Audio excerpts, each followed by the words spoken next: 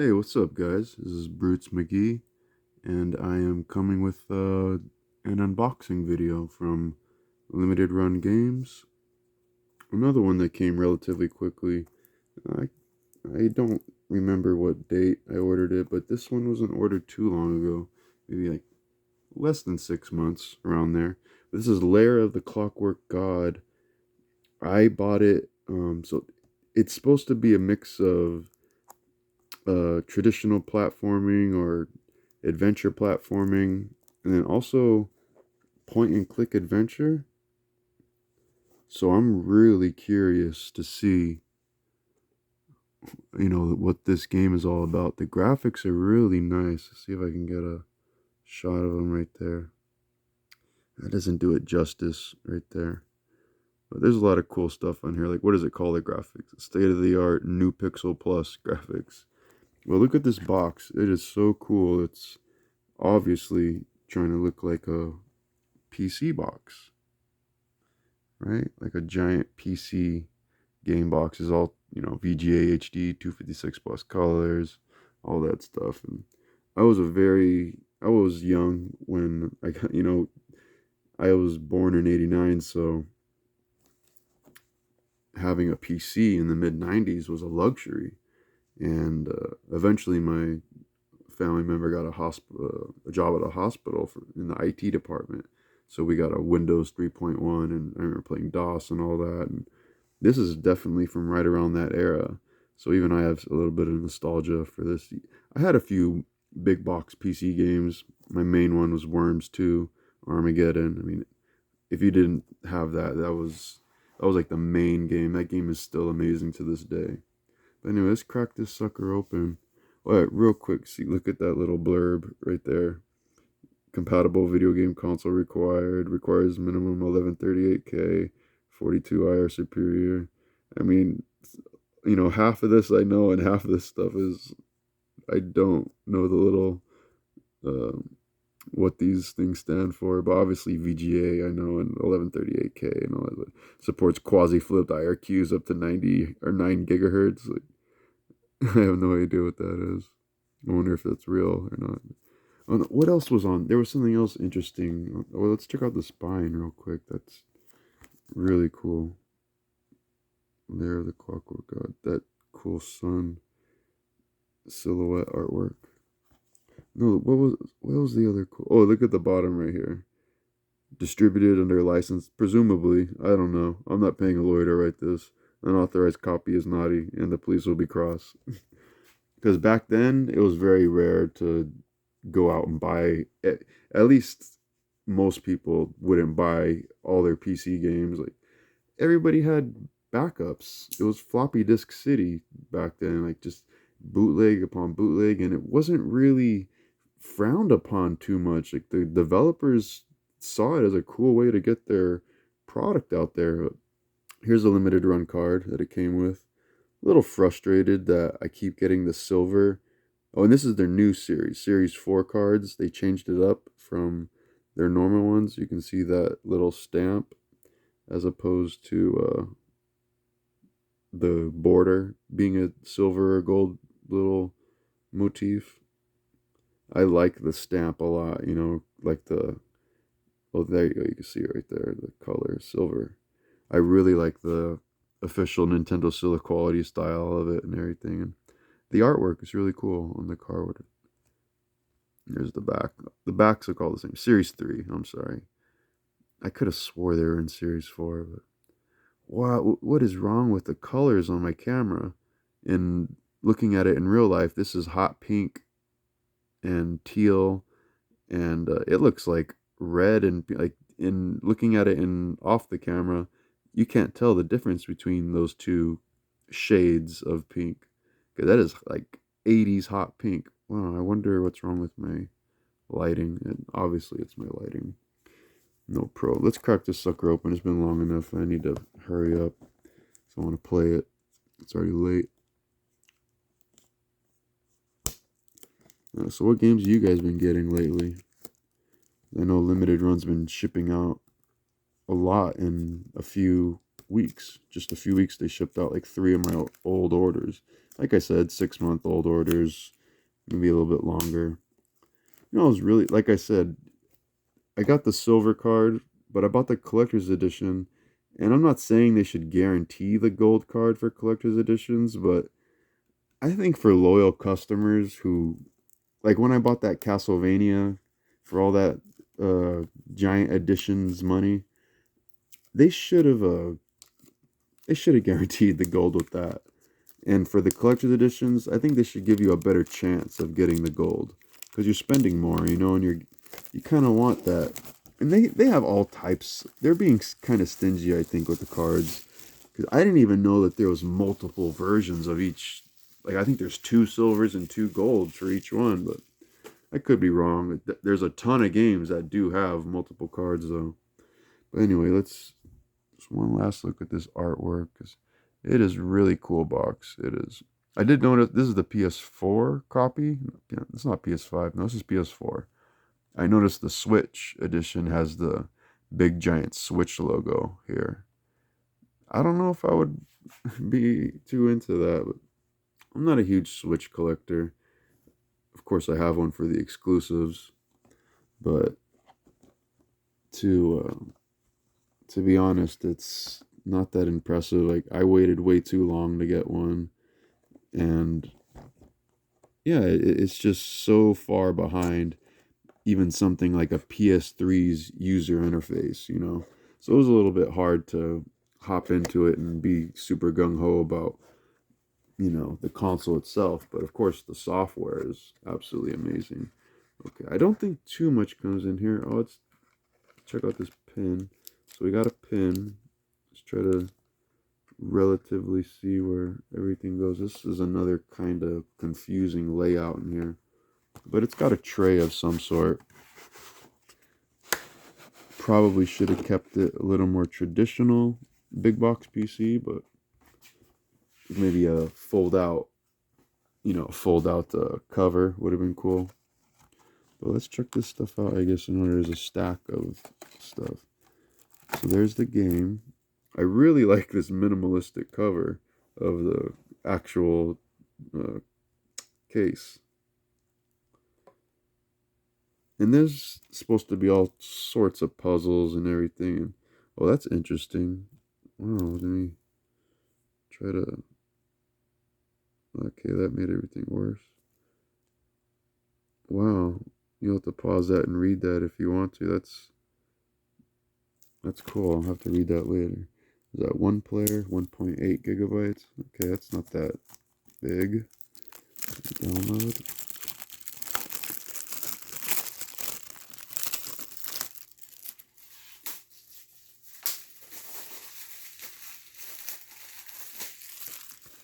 And of course, the name is really interesting. Lair of the Clockwork God. And like I said, it's a point and click mixed with a platformer, and there's two protagonists, so you get to play as two different people. Or I can't remember the exact story, but I do know there's two characters you get to play as. Obviously, there's two different game styles, so they wanted to differentiate that. Wow, that is a nice manual for a limited run game. That is really cool. I can definitely see the PC influence, you know, even with something like this little 3+ tag. Wow, that is really cool. Manual 1A. Uncarded territory. But what is all that? You see that? The Those are definitely not mistakes. Those must be some sort of Easter eggs. Come on, by installing. Oh yeah, by installing and playing the software, uh, you will be free. Inherently, you know, it crosses out the will be free and says you inherently absolve the developers and publishers of all responsibility related to and are exclusively limited to any ill effects that may appear as a redirect result of installing and playing the software. That's funny. They left in like purposeful typos. This is going to be an interesting read. I'm not going to do it now, but please note code generation changes these days, so make sure you got the right day. PST. What the heck, man? Oh, copy protection. Oh, back in the day, so like I said, you would always copy games, right? That's how you would get games, is you would burn them, and you just have stacks and stacks of floppies. Like, I don't know anybody who had a real copy of Doom. I don't think I ever seen the real box of Doom back in the day. Everybody had it, either the freeware version or they got the full version through bootleg. So what they would do is they would even include, some games would have like giant cool wheels, like cardboard wheels, like codex wheels. You'd have to twist them to the right day and to the right time, and you'd get a letter sequence to make sure the game works. So that's how they would get around bootleggers. You would have to have that little codex book, or at least you would have to have a someone who knew all that and wrote it down and gave it to you. Wow, let's run through this menu real quick. That's interesting. Why does the controller look like that? Oh, that's cool. Just like in old PC games, it's saying, okay, this game requires a special controller, because I remember the graphics pad was one of the very first PC controllers that had a D-pad and face buttons. That's cool. This is really meant for, like, this manual is really meant for people who love old PC games. Wow. There's just a lot of cool little stuff in here. Definitely gonna have to read it. I'm not gonna go through it like it's. Cause I know there's some sort of book comes with. Oh wait, is this the story? That's there is so. They really have a nice manual with this one. Why can't we get more of this limited run? What happened there? Why can't we get more? Man, like, come on. I'm tired of those little slip things. And I wanted to see that reverse artwork too. Two idiots versus all apocalypses. That's crazy. And like I said, the minimalistic is definitely what I'll keep it as.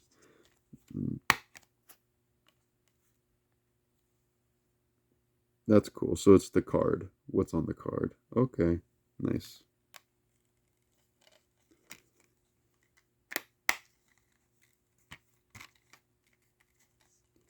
Wow, that was a beefy manual. Put that back. Put the card in there. Don't forget about it. I'm already afraid of my lost cards. Oh, okay, let's check out this pin. Cool. I am a huge pin collector. So, oh wow. That is cool. I had no idea what the pin would be. I like that type of pixelated drawing where some of the pixels overlap and makes it look a little bit different and textured. That's interesting. Or is that like his bag of goodies or what? Wow, this is a really this is a very high quality pen. Very high quality. Some of the ones that they've been doing recently have been very high quality. And I guess this is the soundtrack. So I'm not going to open this right now because it's just an audio CD, but take a look at the track list. Oh, okay, so it's a 2-disc. I love these thin jewel cases, these modern ones that have the 2-disc separator in it. Like, I don't know why they couldn't figure that out back in the day. Like, how come they couldn't get 2 CDs to fit in a thin jewel case? We had those big fat cases, and now if you want to have an expensive game with that, you gotta find the right protector. And okay, so I know there's the book left, and oh, that's right. So there was a poster, but before that, there was this canvas print. Wow, this is pretty quality. This is nice.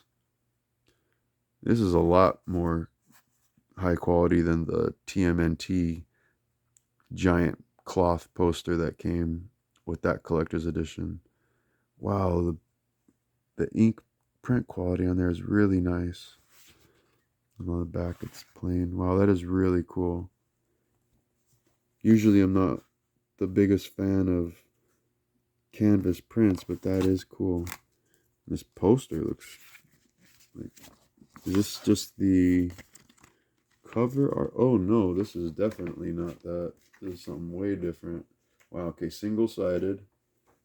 Wow, these UFOs and everything else. Let me try to get you a picture. This is crazy. There's all the UFOs on top. What the heck is that? Spermatozoa? What the heck is that? Oh, is it? They're busting out of an egg. Well, not like sperm comes out of an egg, but what the heck? Anyway, check out this artwork. That is pretty cool. It's kind of hard to fully enjoy this type of stuff without playing the game first, but I can still appreciate some cool artwork.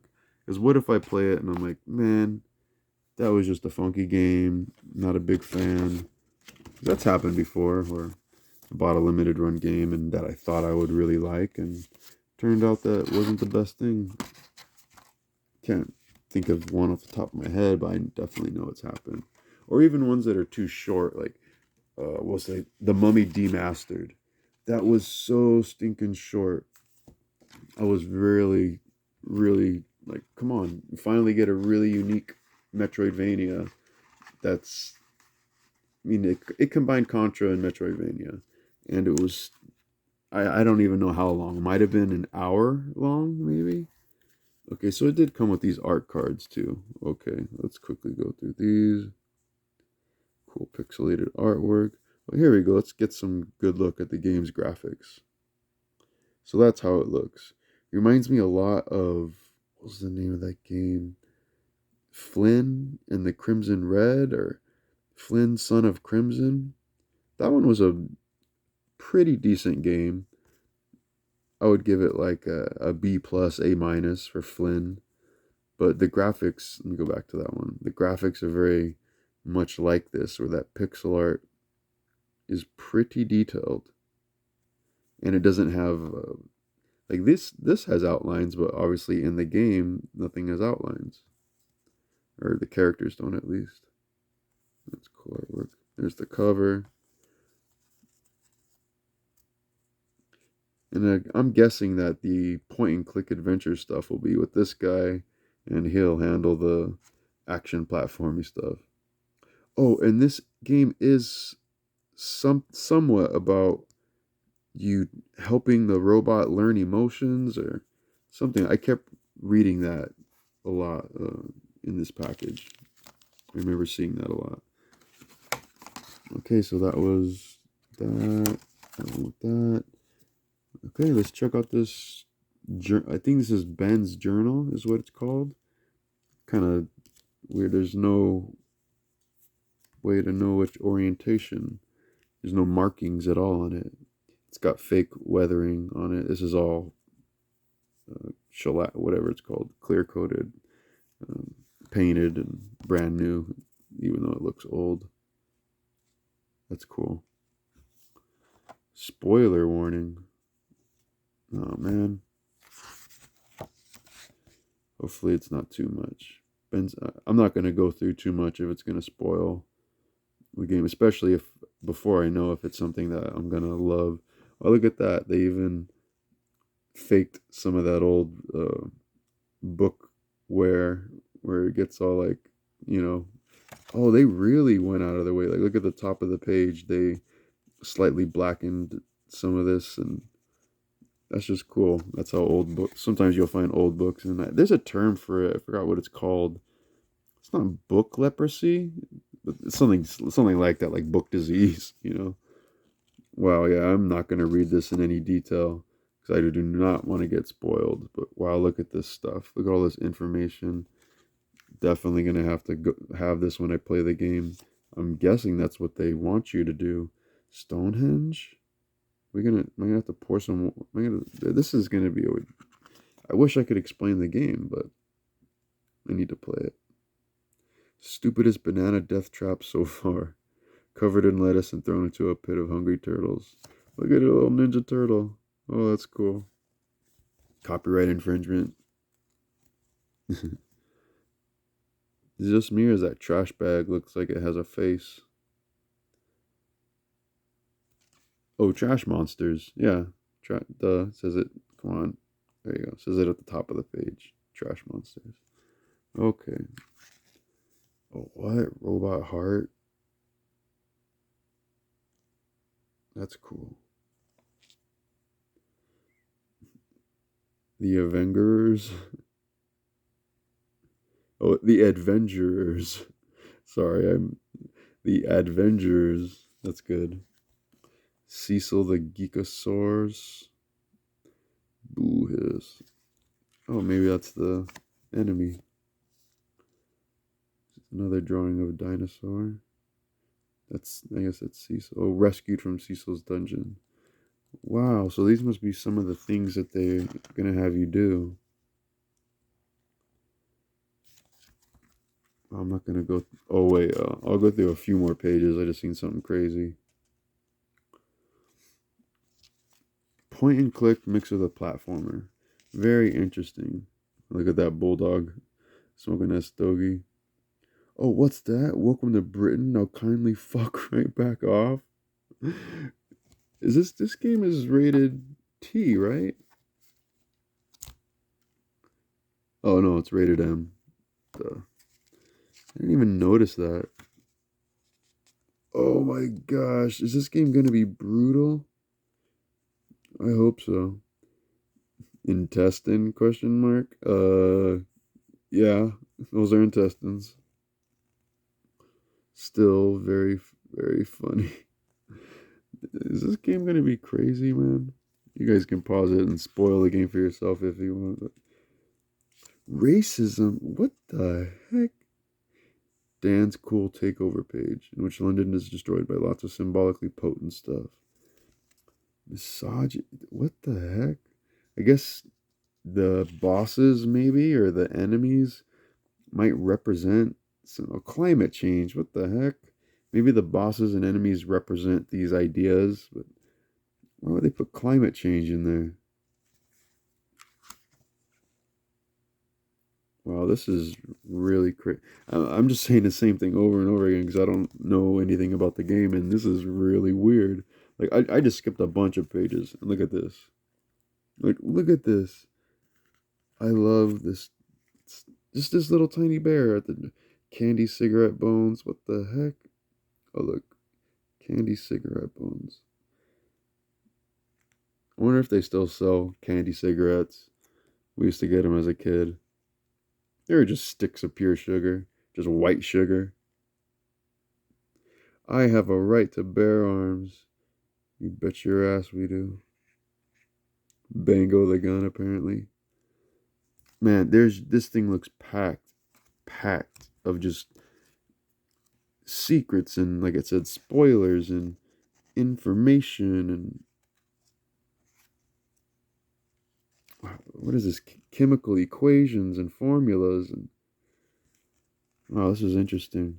Looks like it is gonna have some major point and click elements, which I did like. So right there, okay, cool. That was a good little. All right, made a nice little usage crease already in the back, but that's why I buy them. I don't buy it to have it sit on the shelf and look pretty. Well, thanks for watching me unbox the Lair of the Clockwork God. It's going to be really interesting to see what this game is all about.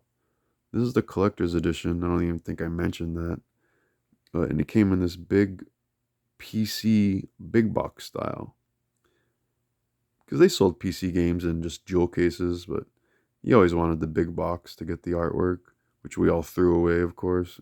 But, as a kid, I was one of the ones who didn't throw them away until I became a dumb teenager and was too old for my toys. And I threw away my Technodrome, all my Turtles toys.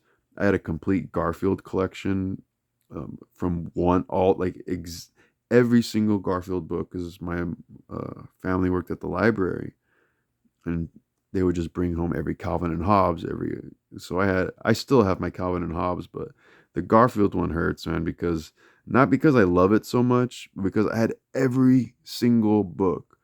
But screw that, all the Legos, all my PSM magazines.